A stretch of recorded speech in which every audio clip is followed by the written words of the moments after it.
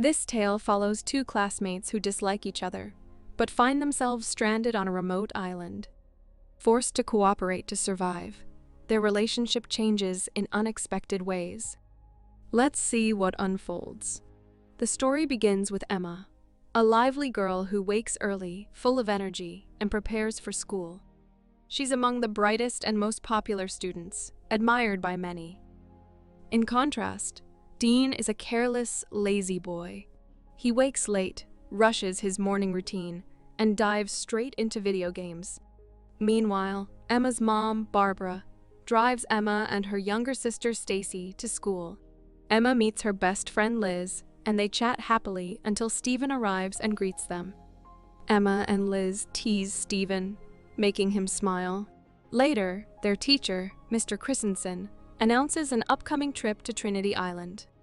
The bus will depart promptly at 7:00 a.m. the next day. During lunch, Liz chats with friends about Emma and Stephen, teasing how the trip might bring them closer. Emma tries to steer the conversation away and focus on the trip, but her friends are busy planning her love life. Emma spots Dean sitting alone, slicing an apple with a small knife. Miss Collier, a teacher, notices and reprimands him for bringing a knife to school. She takes him to the principal's office, while Liz remarks, "See? Dean's trouble, nothing more." The next morning, Emma is excited. She thanks her parents, Barbara and Phil, for letting her attend. Dean, on the other hand, is reluctant. His dad reminds him, "We worked hard to get you here after your mistakes. Don't waste it." Dean finally agrees. At school, Mr. Christensen calls everyone to board the bus. As Emma gets on, Stephen greets her, but Liz pulls her aside, whispering, "Focus on Stephen. Don't get distracted." After a long trip, they arrive at Trinity Island. Emma and her friends dash to the pool, splashing and laughing. Stephen joins them, while Dean watches quietly from the balcony. Later, one friend mentions a party on a local boat. Emma hesitates, but is soon persuaded to go. At the party, Emma searches for Liz, but instead catches Stephen kissing another girl. Heartbroken, she decides to leave. From afar, Dean notices her reaction and watches silently. He mocks, "Looks like your boyfriend's having fun." Emma snaps back, "This isn't your business, Dean." "Mind your own." Suddenly, police officers arrive on the boat, responding to reports of drug use.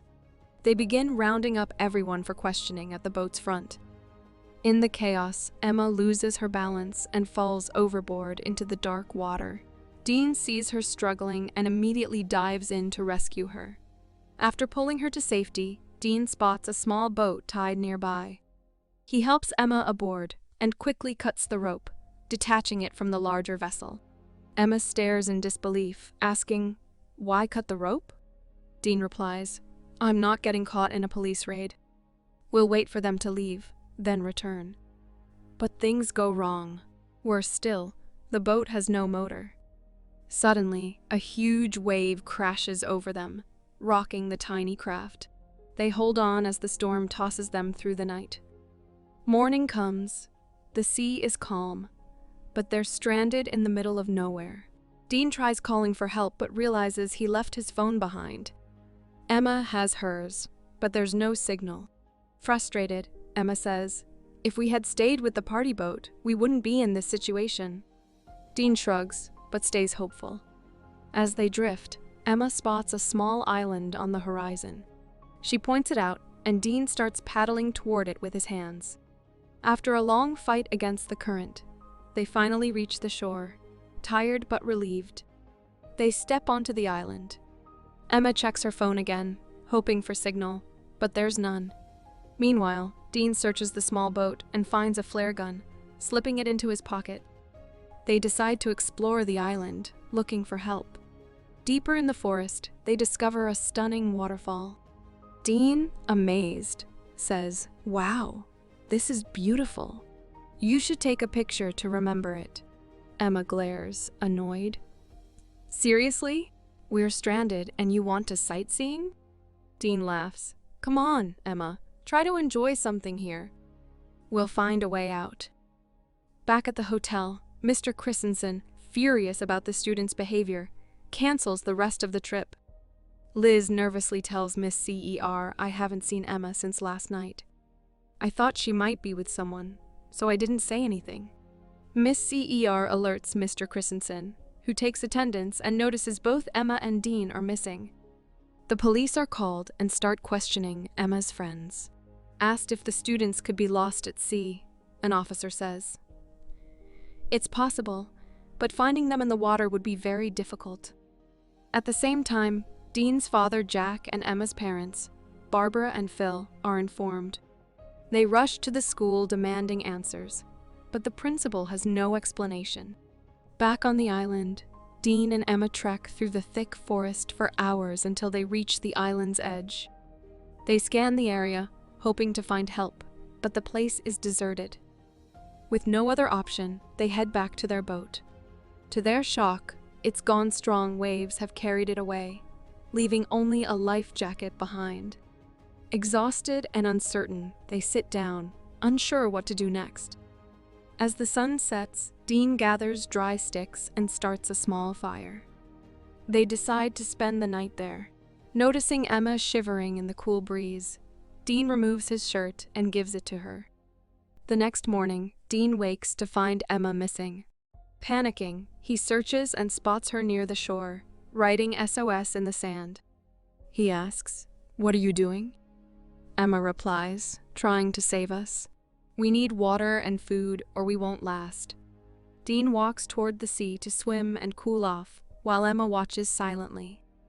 Meanwhile, back at the hotel, Mr. Christensen meets with Emma and Dean's parents. He tells them the police are searching for their children and have found traces of a small boat at sea. Jack, Dean's father, grows frustrated and suggests hiring a private rescue team. But Mr. Christensen assures him, "The police are handling it. We must trust them." On the island, Emma searches for water when she suddenly senses someone watching her. Uneasy, she quickly leaves the spot. She finds Dean, and together they gather leaves and branches to build a small shelter. They also carve a large SOS on the beach, hoping rescuers will see it from above. For food, they explore the island and eat whatever they find. Dean discovers a banana tree and picks some bananas for them. The island's heat becomes unbearable, so Emma cuts her long pants into shorts.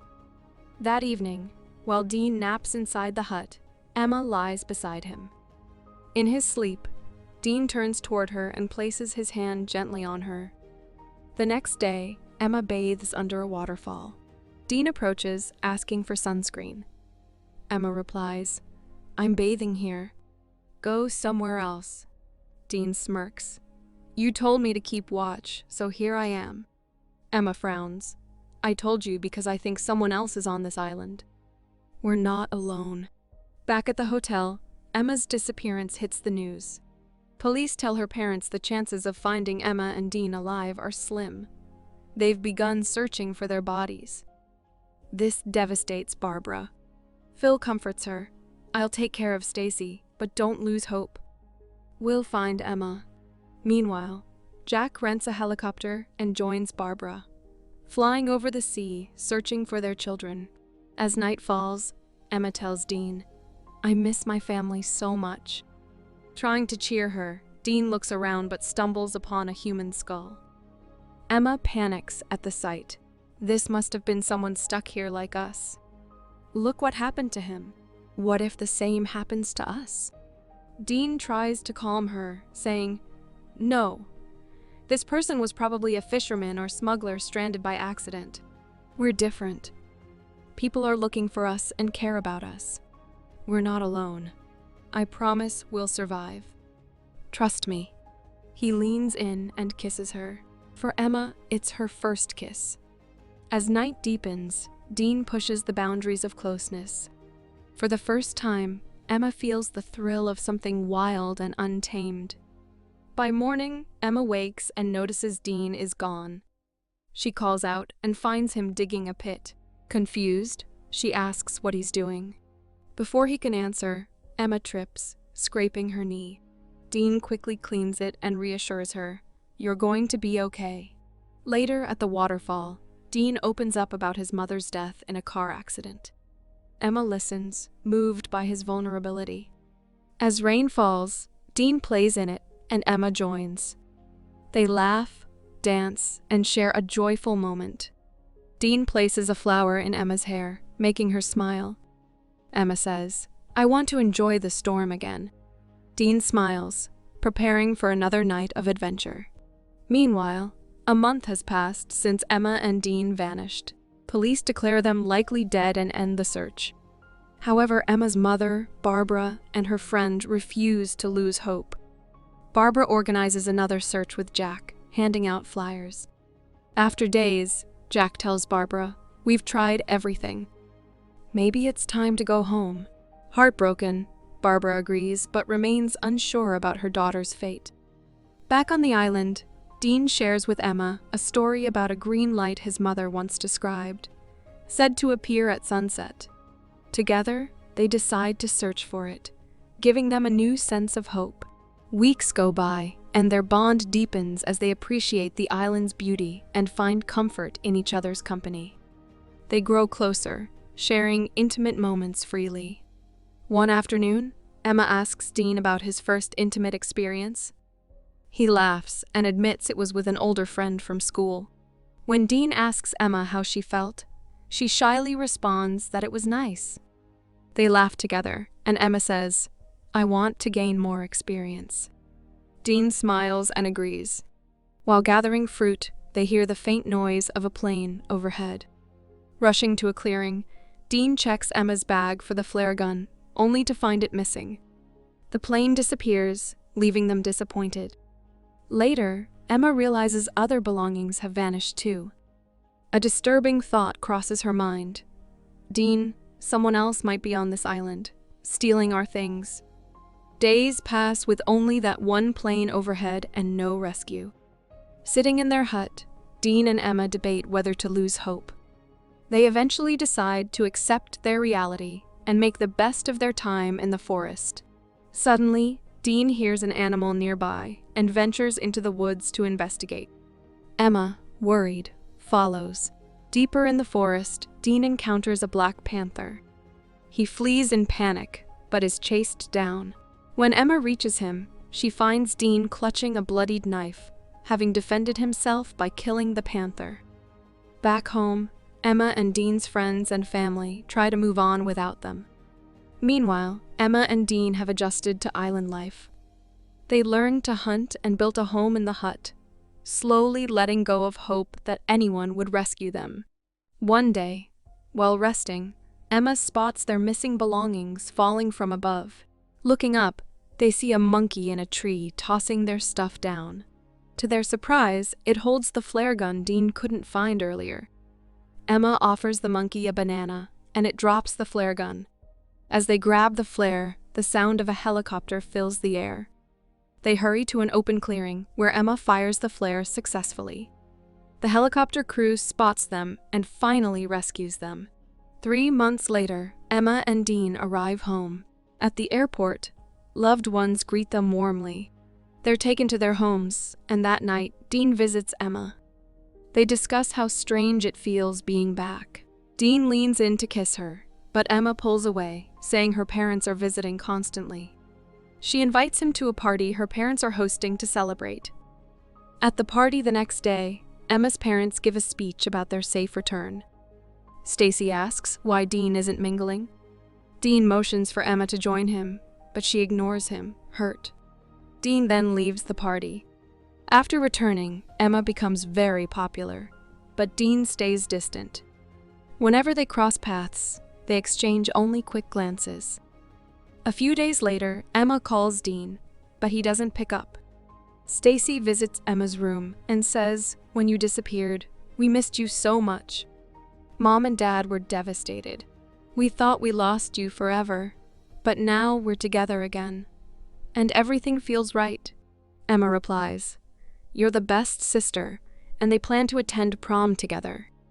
Meanwhile, Dean visits his mother's grave, tears falling as he remembers her. On prom night, Dean watches TV at home, and his father asks if he wants to wear his coat to the party. Emma arrives at prom with her sister. Liz guides her to a surprise, Dean waiting outside in the rain. Memories of the island flood back, and Emma steps outside to join him. They reunite, their joy shining bright. The story concludes here.